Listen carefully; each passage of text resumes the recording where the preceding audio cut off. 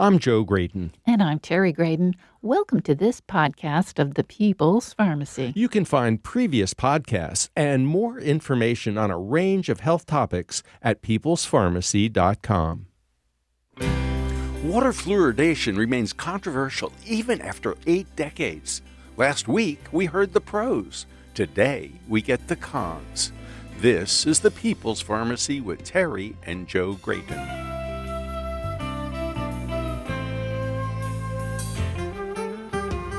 Today's guest is a physician scientist who has studied how chemicals like lead affect children's brain development. His research suggests that exposure to fluoridated water may have a negative impact on some children's IQ. A new meta-analysis supports that finding. How can we make sense of conflicting information about exposure to fluoride? Why have regulators in the U.S. considered chemicals safe until proven hazardous? Coming up on the People's Pharmacy, learning about the downsides of water fluoridation.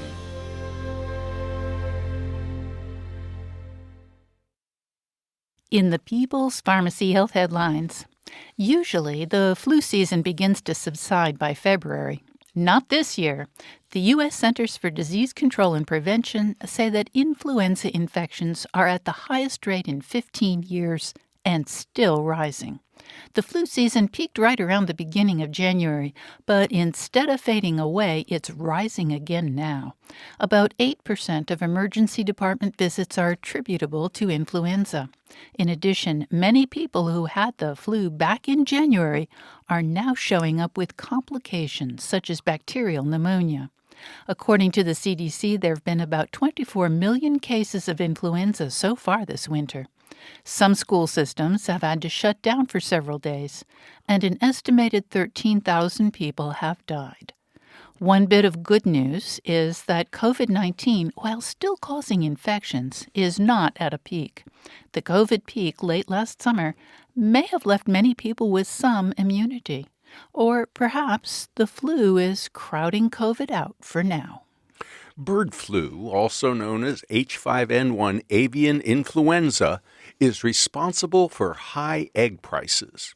That's because many poultry flocks have been culled over the last few months. Last week, the Department of Agriculture reported a new strain of bird flu, D1.1, among dairy cattle in Nevada. This variant has been circulating among wild birds and has crossed over to chickens. The person who died from bird flu in Louisiana apparently contracted D1.1. A dairy worker in Nevada has just been diagnosed with H5N1, and it has also been identified as the D1.1 variant. Public health authorities continue to monitor such human cases carefully in case this new variant becomes readily transmissible. You may have been warned to reduce your salt intake because high sodium consumption is linked to hypertension. Now, a large controlled trial published in JAMA Cardiology has confirmed that using a salt substitute containing potassium can lower the risk of a stroke. The researchers studied more than 15,000 individuals who had experienced a stroke. They participated in a study of 600 villages in northern China that were supplied with ordinary table salt or a salt substitute that was partly sodium chloride and partly potassium chloride. The mixture tastes like table salt. Investigators followed the volunteers for 5 years and collected data on strokes and death. Those consuming the salt substitute were 14% less likely to have a recurrent stroke. They were also 12% less likely to die from a stroke. This is significant because people who've had one stroke are at higher risk for a subsequent one. An editorial in the same issue of the journal points out that it's practical for these volunteers to lower their sodium intake with a salt substitute, as the majority of their food is cooked at home. Another study also published in that issue examined the impact of regulations in South Africa. Legislation reducing the sodium content of processed foods also lowered sodium consumption and rates of hypertension. The editorialists note that both studies provide evidence of benefit and safety. Birth control pills have been associated with an increased risk of blood clots, particularly in the large veins in the legs. This is called venous thromboembolism, and it can be dangerous as well as painful. Over the last few decades, doses of estrogen and progestin have dropped, and Danish researchers wondered if modern contraceptives are still associated with an increased risk for clotting. To find out, they analyzed the Danish national registers to study healthy females between 15 and 49. Rates for people not using hormonal contraceptives were about 2 in 10,000 person years. Females taking combined estrogen and progestin pills had a rate of 10 per 10,000. The investigators conclude, quote, variation in VTE risk across products underscores the importance of personalized contraceptive counseling. And that's the health news from the People's Pharmacy this week.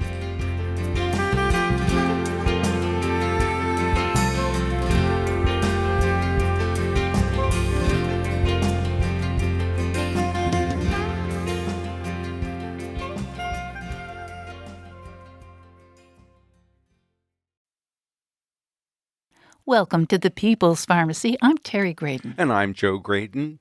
Last week, we began a two-part series on fluoride in water. For the most part, we focused on the benefits rather than any risks. But water fluoridation remains a controversial topic, even though it's been used in the U.S. since 1945. This week, we'll be examining some of the potential problems that may be associated with fluoride exposure. But first, we will recap our conversation last week with Dr. Gary Slade.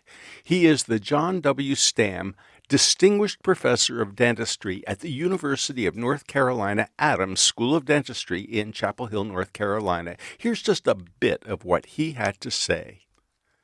My perspective is that the benefits in preventing decay are clear and abundant, and that it's a good thing for children to have fluoridated water, to be using fluoridated toothpaste in the right amounts. I think it's important, recognising the controversies that we're most recently seeing with IQ, and there have been others before that. I want to remain vigilant. I believe all reputable researchers want to remain vigilant and continue to really chase down what is happening with this new evidence. And even the authors of some of those initial papers questioning, is there an adverse effect on IQ? I think they are looking on and saying, well, we still need more evidence. The question isn't answered yet. That was Dr. Gary Slade. He is the John W. Stamm Distinguished Professor of Dentistry at the UNC Adams School of Dentistry in Chapel Hill, North Carolina.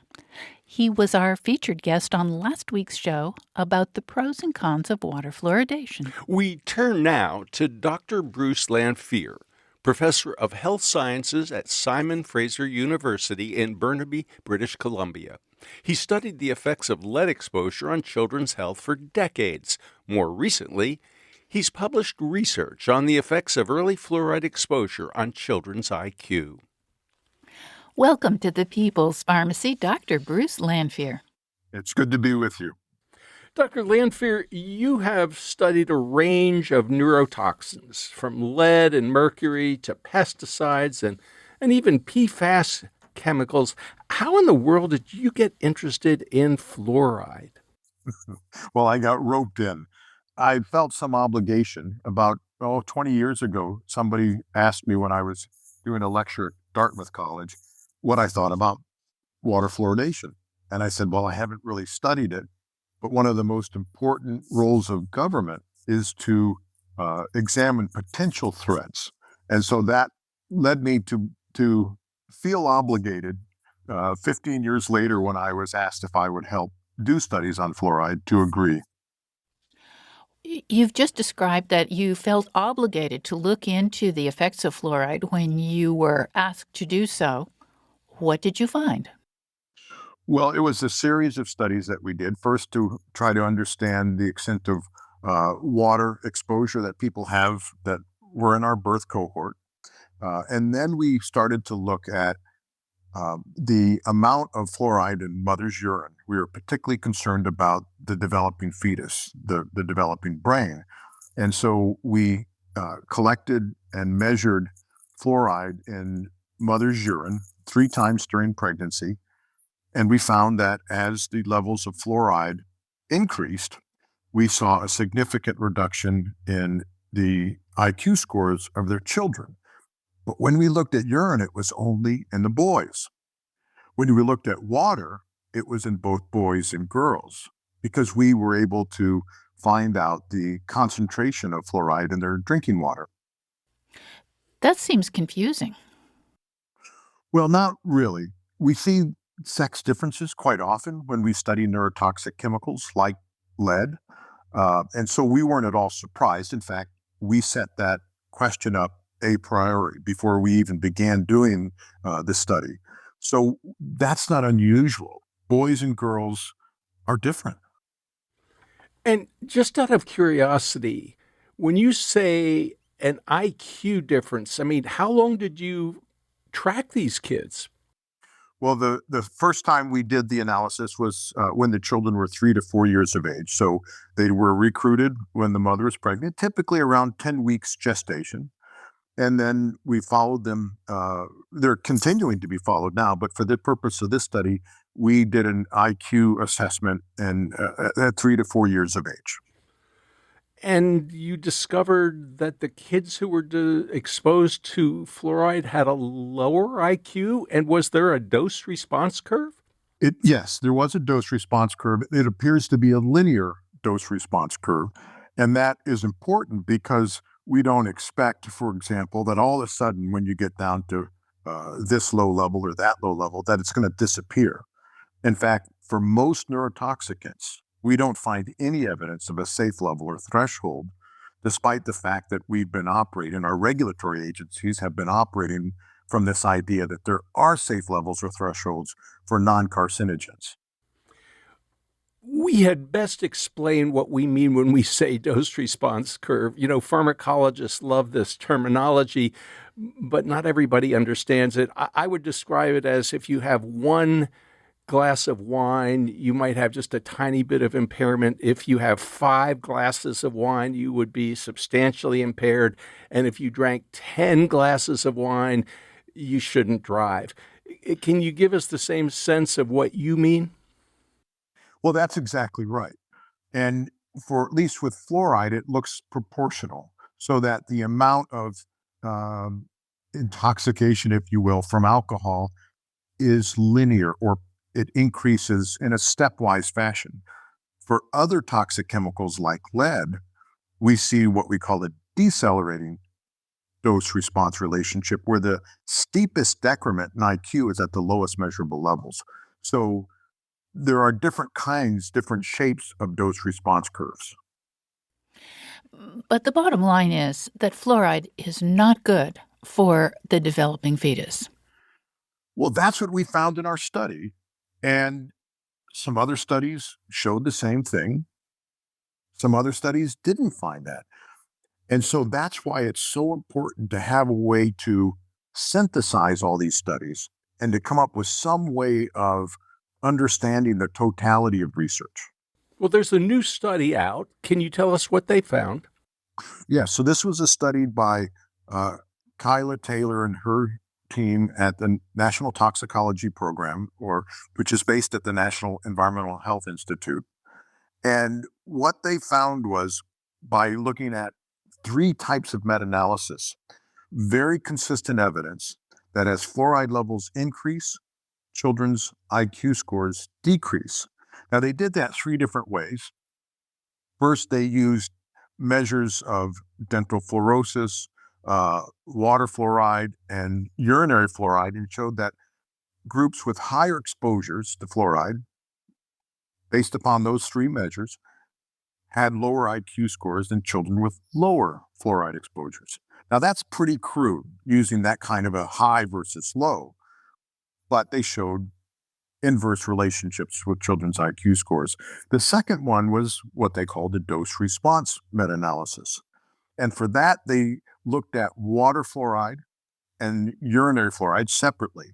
and they saw that down below levels of 2 parts per million of fluoride in drinking water, a statistically significant inverse relationship with children's IQ scores.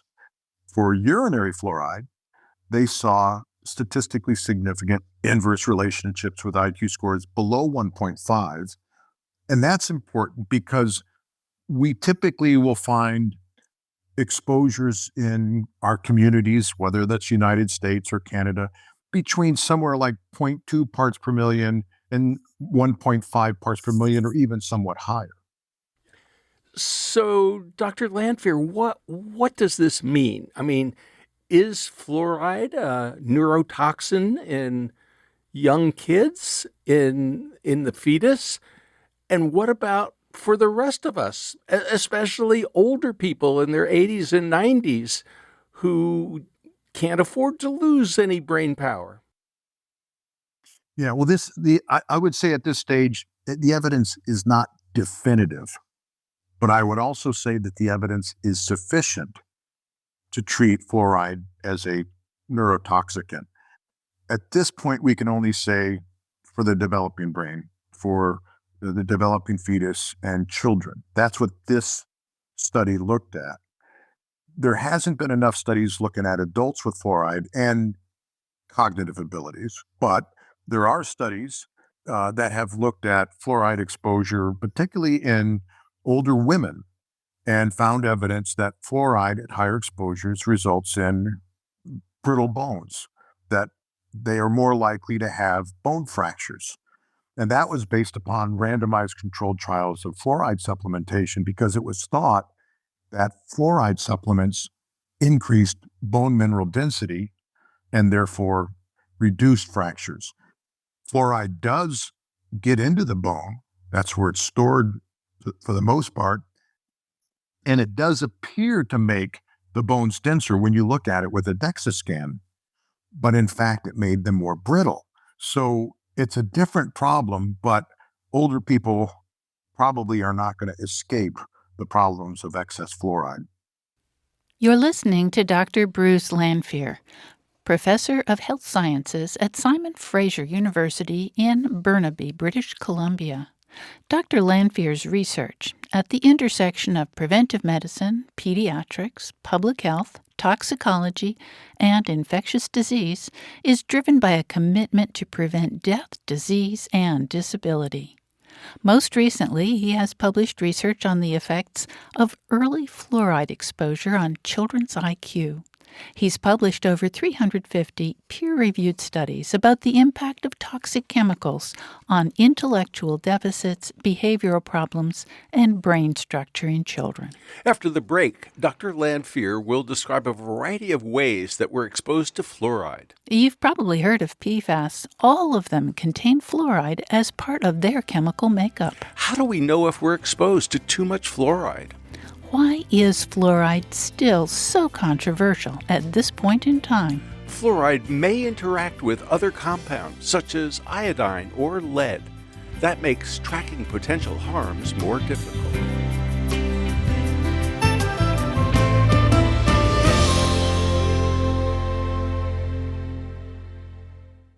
You're listening to The People's Pharmacy with Joe and Terry Graydon.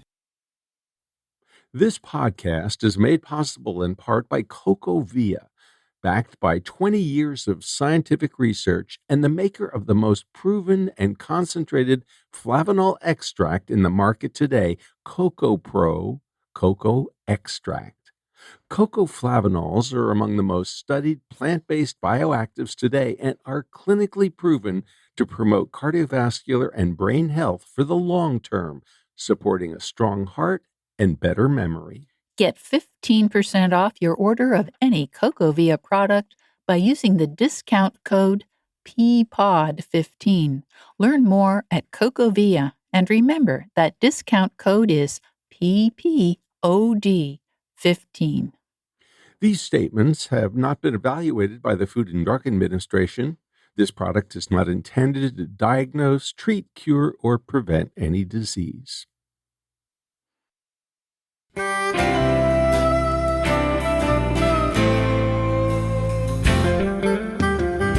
Welcome back to the People's Pharmacy. I'm Terry Graydon. And I'm Joe Graydon. The People's Pharmacy is made possible in part by CocoVia dietary supplements, cocoflavanol supplements that support cognitive and cardiovascular health, made with a proven concentrated flavanol extract. More information at cocovia.com.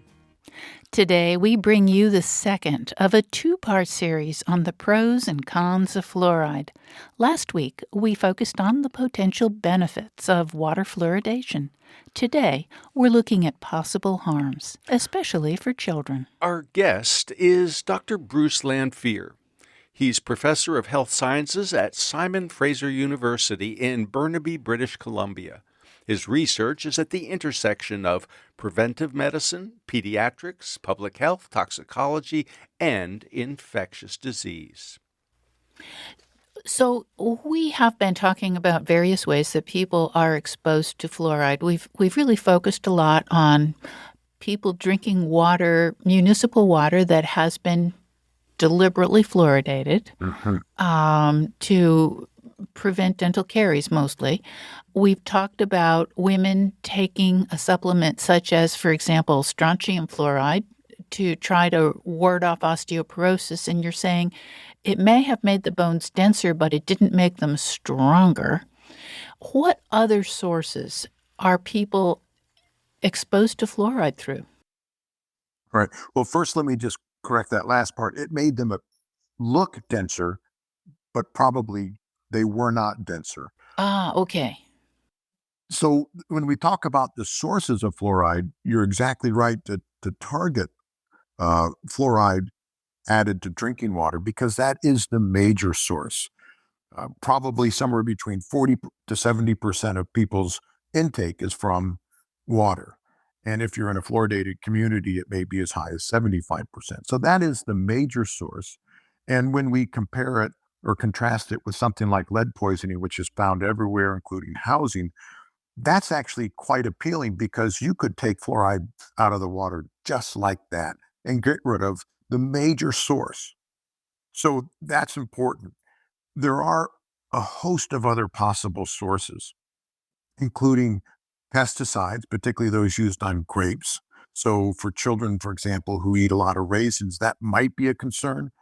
It can be used in anesthetics, in certain antidepressants. So it really can be found everywhere, but probably the most important is fluoride added to drinking water, other drinks and foods made with fluoridated drinking water.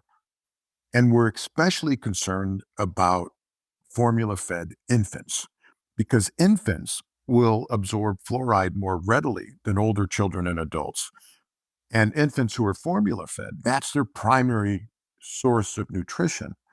And if their formula is mixed with fluoridated tap water, they can have levels 3 to 4 times higher than adults drinking the same water, and up to 70 times higher than children who are breastfed, because breast milk contains very, very small amounts of fluoride. So, Dr. Lanphier, let me just get this straight. We are exposed to fluoride through our water and presumably through toothpaste and mouthwash and what the dentists do. But you went on to say pharmaceuticals, and you went on to say anesthetics, and you went on to say also pesticides. So it sounds like there are fluoride atoms every place in our environment. I mean, drugs like Prozac, fluoxetine, or Lipitor, atorvastatin, or Flonase, fluticasone, or levofloxacin, Levaquin, and you also mentioned anesthetics. So it sounds like we are exposed to fluoride in a lot of different ways on a regular basis. That's right. And that may be part of the reason that fluorosis, discoloration or mottling of the teeth, has been increasing over the past 20 or 30 years. And that led to the U.S. Public Health Service lowering the recommended amount of fluoride added to drinking water. So we are probably getting much more fluoride than we were 50, 60 years ago. I think a lot of people have no idea that they're being exposed to fluoride from all of these different sources. They probably heard about Teflon and PFAS, which you'll have to help us understand what a PFAS is, because there are thousands of chemicals in our environment that are PFASs. Yes. Yeah, and they're in particular in our drinking water, which is kind of ironic because that's what we're concerned about with fluoride. Now, we don't know that some of these interact or not, but one of our biggest concerns in environmental health these days is how the chemical cocktails or the chemical mixtures we're all exposed to interact with each other. So, for example, we've been looking at fluoride, but we found that boys whose mother had low iodine in their diet actually did worse than the boys who had higher exposure to fluoride but sufficient iodine. Now, that would suggest that one possible mechanism about how fluoride results in IQ deficits is that it might do by disrupting the thyroid hormone. Fluoride and iodine compete for absorption into the thyroid gland.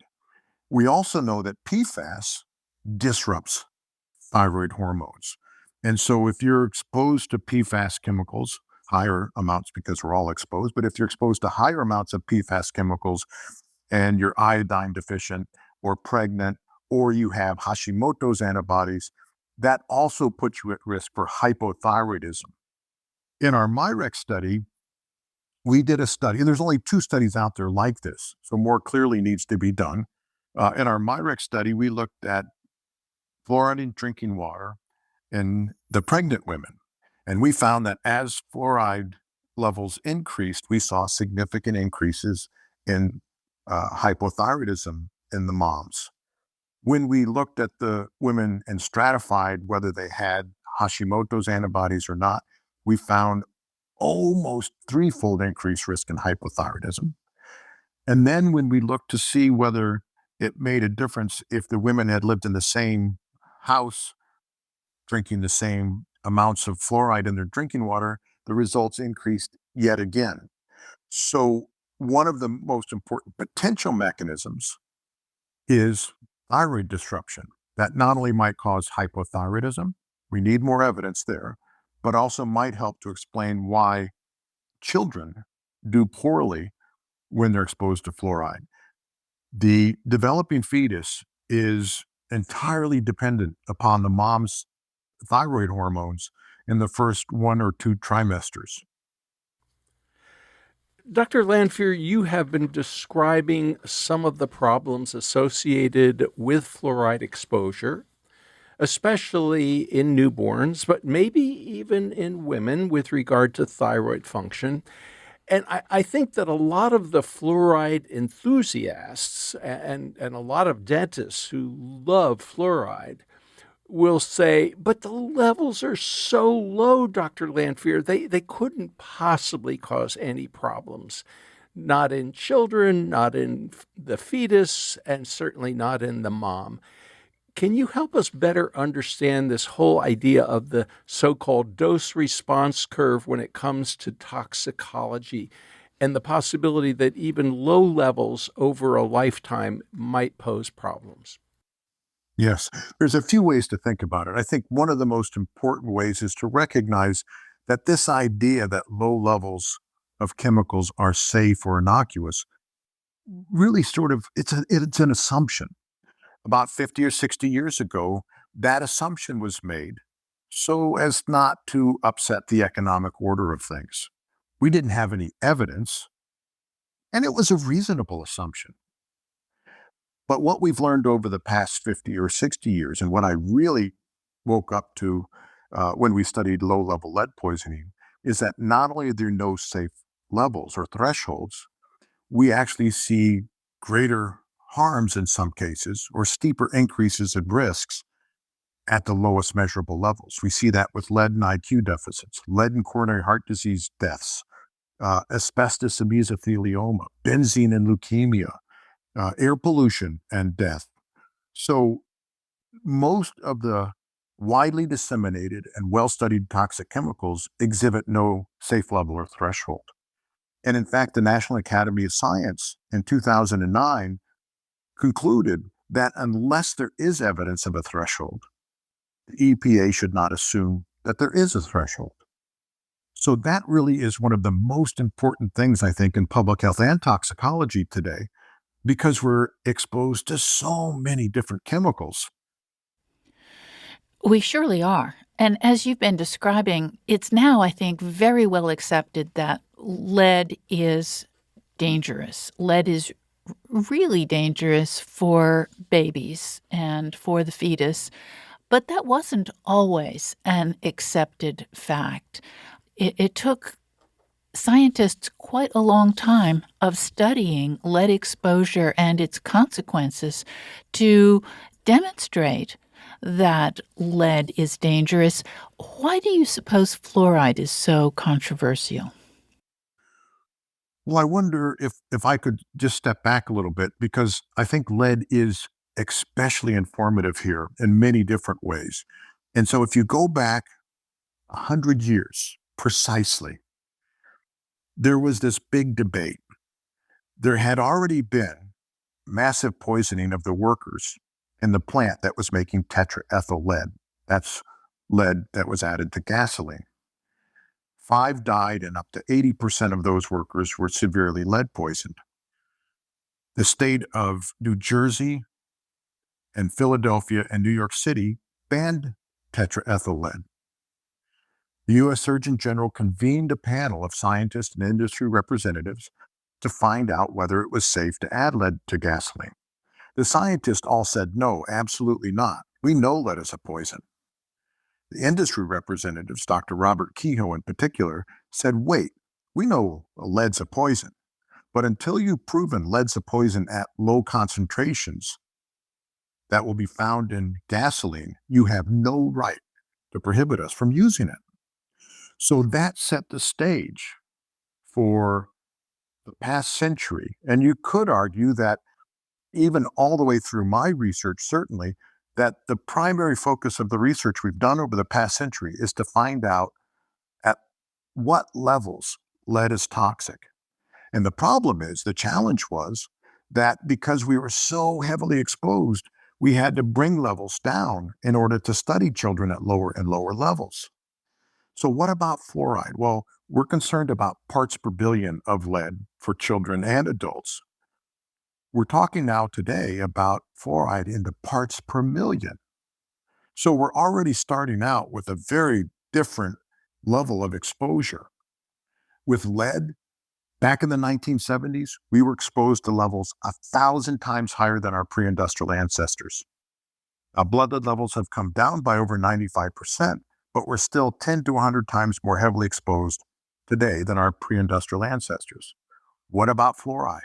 Well, we don't have really good evidence about fluoride, but we don't really know on an evolutionary scale what low levels of fluoride are.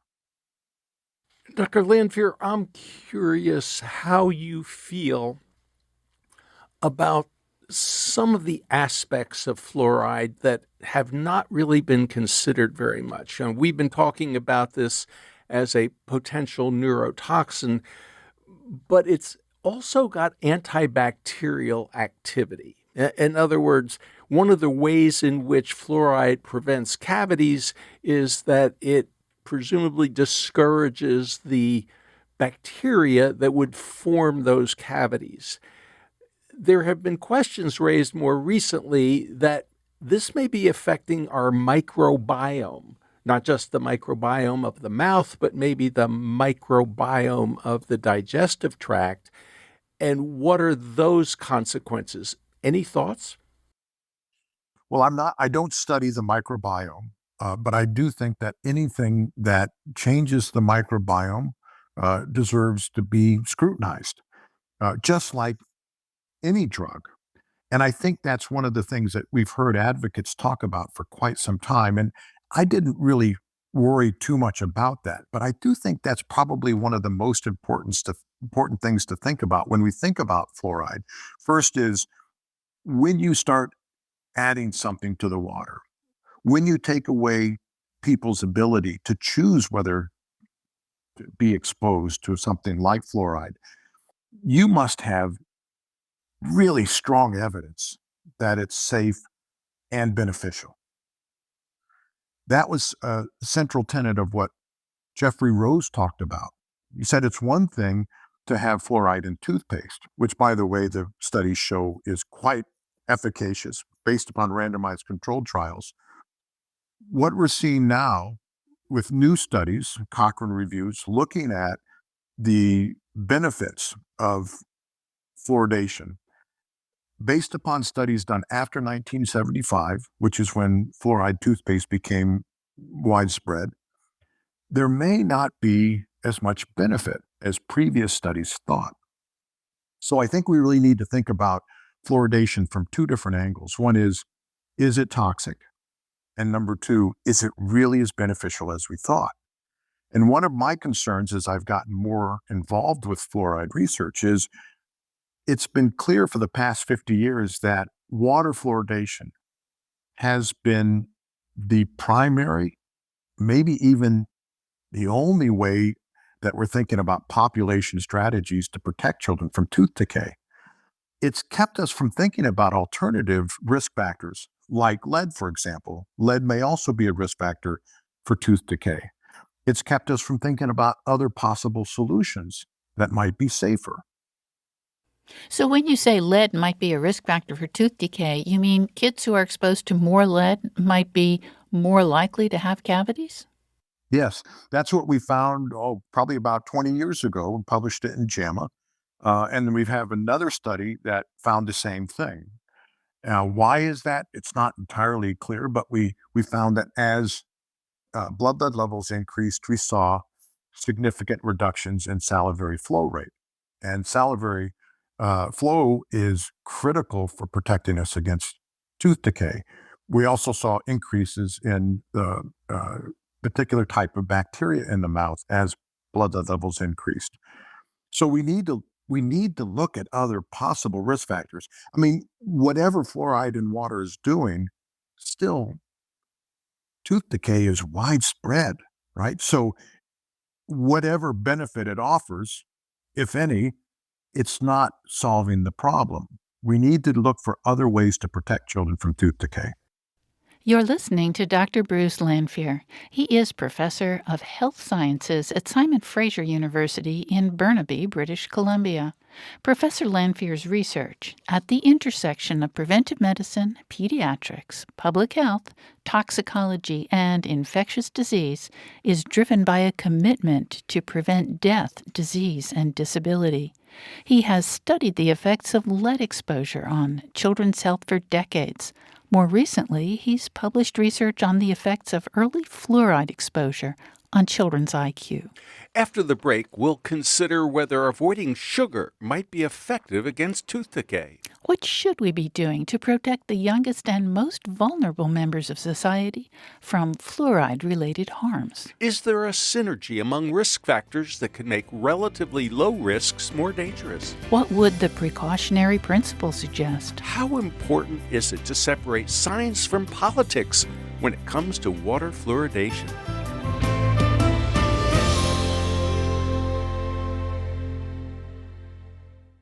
You're listening to The People's Pharmacy with Joe and Terry Graydon. This People's Pharmacy podcast is made possible in part by Native Path, maker of a superlative collagen supplement. Native Path uses only type 1 and type 3 collagen fibers in their product. These are the two most important kinds of collagen found in our cartilage, bones, hair, skin, nails, and throughout the body. You can learn more at getnativepath.com. Native Path contains only collagen, no fillers or additives or artificial sweeteners. It's independently tested for assurance that it's free of heavy metals. You can put Native Path collagen powder in anything, smoothies, soups, or even coffee. That makes it easy, and the formula is easily absorbed so it can get right to work in your body. Native Path has some amazing bundle deals with great discounts for 3 and 6 packs. They have more than 8,000 5-star reviews And, this is important, a 365-day no-risk guarantee. Visit getnativepath.com/PPOD and start your transformation today. Once again, that's GETNATIVEPATH.com/PPOD. That's getnativepath.com/PPOD.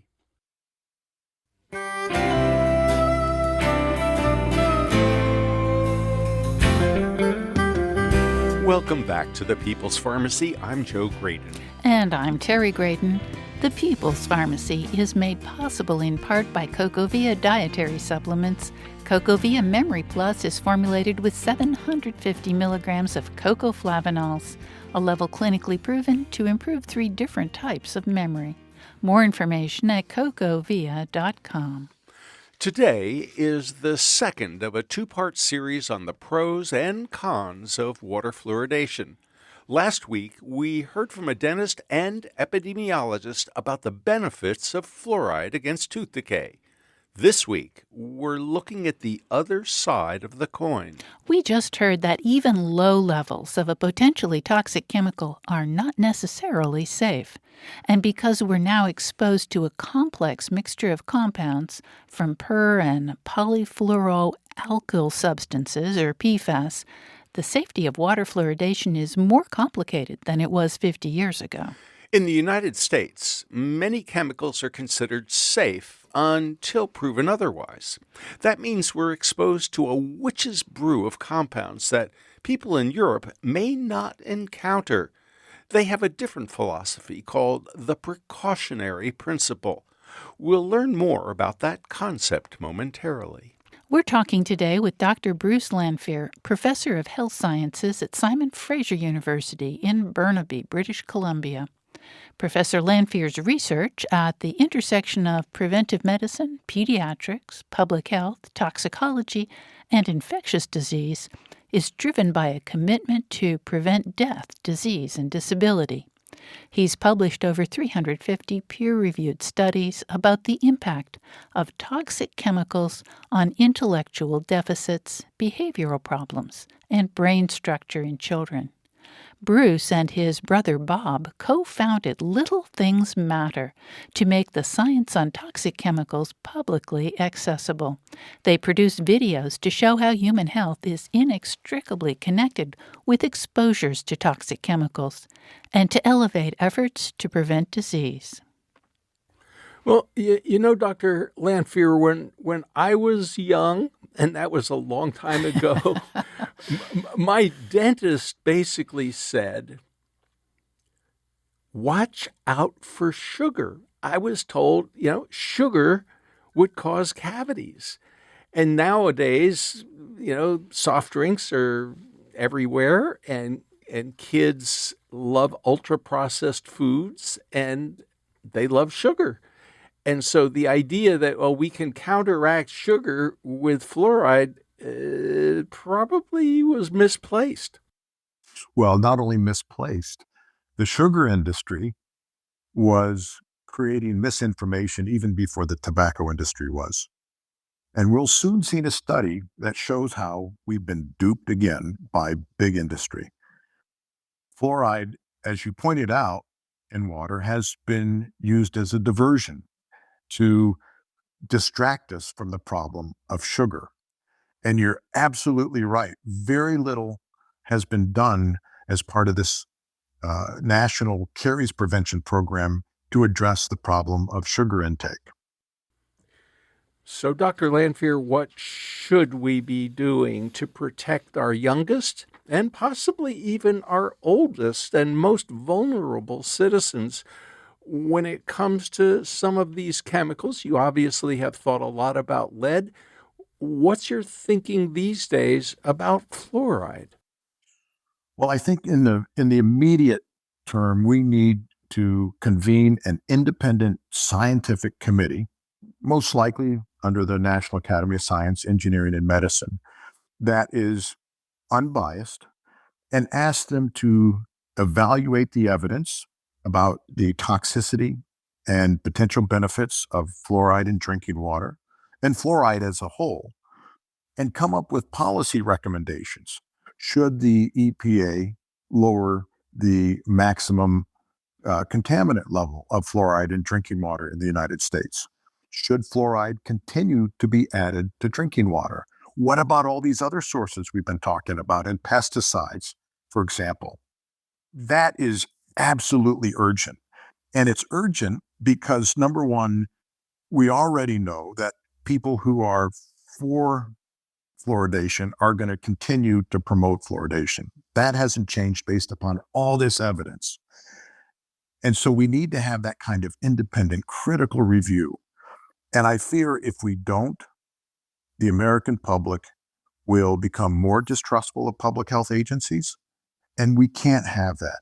We rely on public health agencies. We need to be able to trust the public health agencies, whether it's about fluoride or vaccines. So I think that's the most critical. I think we also need to provide this growing evidence to the public and let them make choices until policy decisions have been made. Now, when my two daughters were pregnant, I advised them to avoid fluoride. If they want to brush their teeth with fluoride, easy enough, spit it out. Now, we don't have fluoride in our drinking water in British Columbia. Actually, the vast majority of Europe doesn't either. So I absolutely recommended that they avoid fluoride during their pregnancy and, of course, with their children. If your children are going to use fluoride toothpaste, you need to work with them, brush their teeth with them so that they spit it out. They should not be swallowing it. And they should use just a rice-sized bit on their toothbrush, not the volumes that you see in toothpaste commercials, that's basically they're trying to sell more toothpaste. So those are some of the most critical things. We will always, of course, need new research, and there will be studies. There are going to be new studies coming out in the next month or two. We'll always need more, and maybe that will change my mind.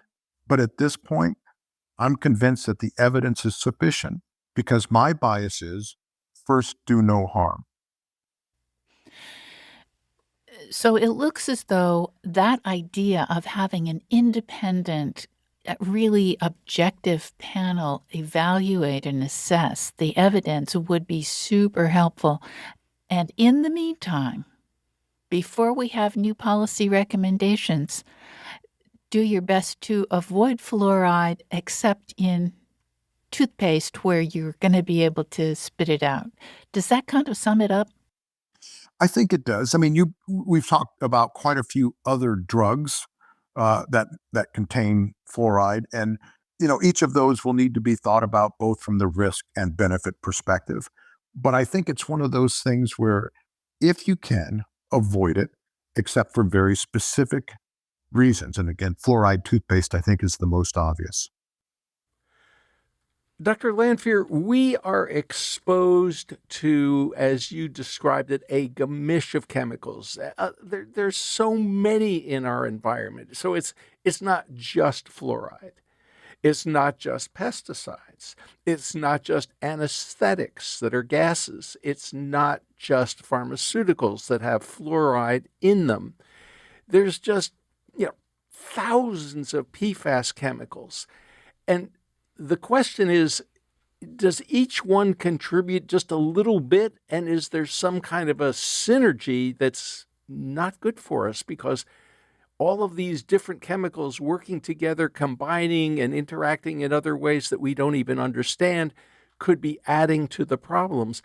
What do we do about this chemical brew? Well, that's a much bigger question. But if we just focus on fluoride for a moment, I think the key thing is to recognize that while fluoride in drinking water, especially if you live in a fluoridated community, is the major source, it's not the only source. And so if we want to really get a good measure of what somebody or some population of people are exposed to, we need to have a biomarker. I think it's a biologic marker of exposure. And the one that's used most often is urine. That gives us a good estimate of the total exposure.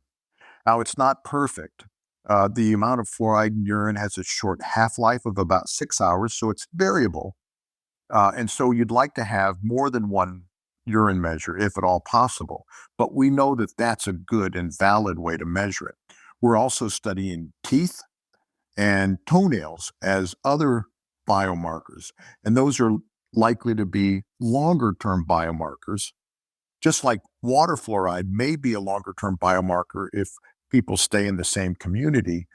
But again, the problem is, even though that might separate you high versus low exposure, if you live in a fluoridated community versus not, it's not going to give you a very refined measure, and it's not going to give you the total exposure. The second question you brought up, how do we think about this cocktail of toxic chemicals we're all exposed to? Do they interact with each other? Well, we certainly have some great examples where we know that they do. We have some evidence, this is the first time it's been looked at, that boys who are exposed to higher amounts of fluoride and whose mothers have lower iodine appear to be at greater risk for IQ deficits than boys who are exposed to higher amounts of fluoride, but their mothers have adequate iodine. And that makes perfect sense. There's other studies that show, for example, that if children or pregnant women, are exposed to higher amounts of pesticides or phthalates in utero, and their mother is folate deficient or has insufficient amount of folate, they may be at greater risk for autism. So we know that these chemicals can interact in some ways, but for the thousands of chemicals out there, we know only about a couple handfuls. There's so little known about how these chemical mixtures impact our health. Dr. Lanphier, what is the precautionary principle and why does it matter?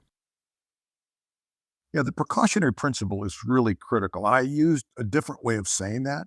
First, do no harm. Right now, that's something that we're trained in medicine to use. The precautionary principle really became prominent maybe 2 or 3 decades ago. And I think it's a really important concept, but boy, was it beaten up. The big industries came in and made it just really difficult to talk about the precautionary principle, at least in North America. But I think people do need to think about it from the standpoint of the way their physicians were trained, which is first, do no harm. And that basically means that we should assume, particularly chemicals or pollutants that we're all exposed to, might be harmful until we prove otherwise, especially when we have evidence like this meta-analysis that looks at all of the evidence and shows consistent decrements in IQ in both high and low quality studies, but especially in high quality studies. So now it's not just about this general idea that we should be careful. It's that we should absolutely pause and reassess water fluoridation because we've got this growing evidence and consistent evidence. Dr. Lanphier, I'm wondering how dentists react to your research. I don't know for the most part. I certainly have heard a lot about vocal minority. I've also had dentists who've asked me to come talk because they're concerned about fluoride. So there are some on both sides. I don't know if there's been a survey of dentists to see where the vast majority of them would fall, if asked. But I believe that most of them have been taught that fluoride is beneficial. Mm-hmm. And finally, Dr. Lanphier, we are faced here in the U.S. with politics that you don't have to worry so much about in Canada. But as you may know, there have been a number of folks who have been very vocal in their anti-fluoride pronouncements. And the result is it has become politicized. And so rather than talking about necessarily the science, people have chosen sides based on politics. what's your thought about what's going on here in the U.S. when it comes to fluoride? Well, I was initially concerned that fluoride and the science of fluoride toxicity was going to be politicized, but it has been for decades.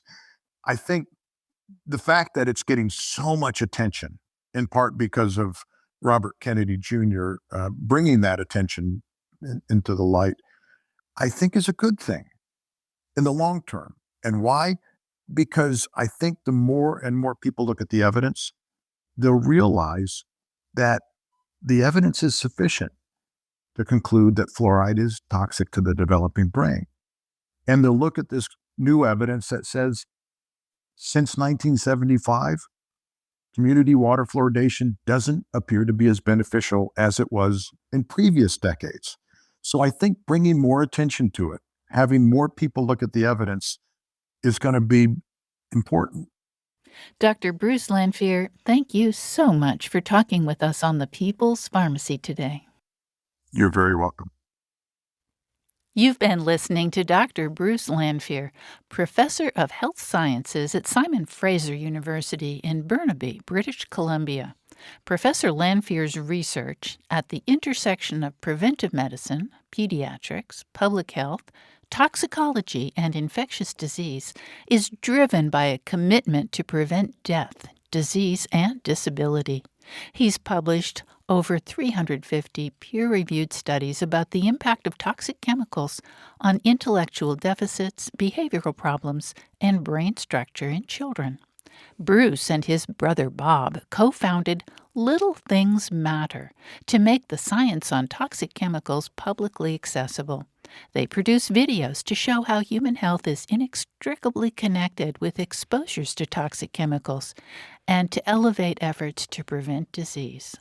Water fluoridation is, all this time, still a controversial topic, and researchers have legitimate differences of opinion on it. What they will all agree on, Terry, is that more research is necessary. But what drives me a little crazy is that we've been fluoridating water since 1945. It's a long time.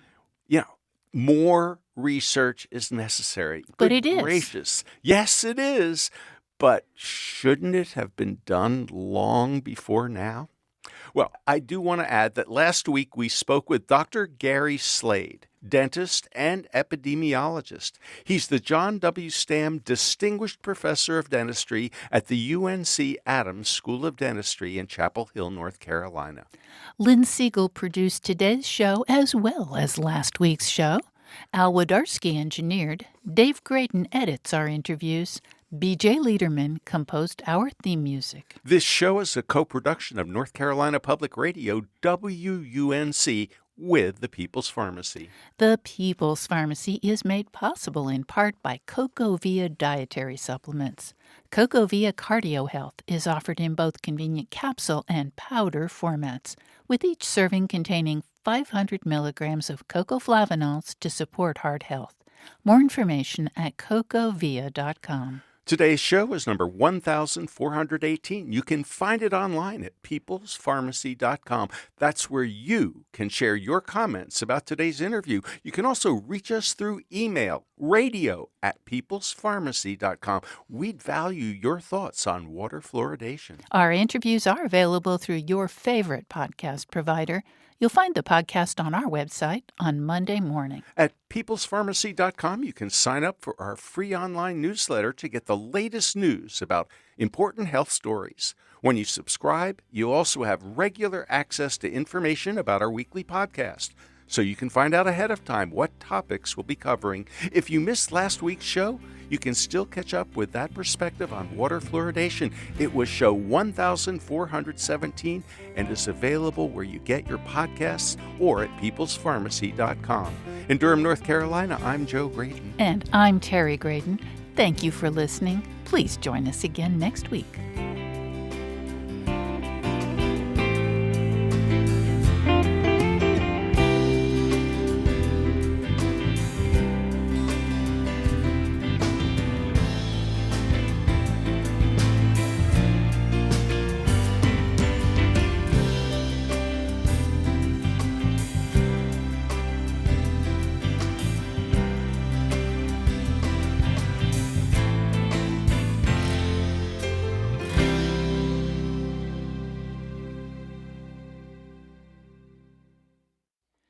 Thank you for listening to the People's Pharmacy Podcast.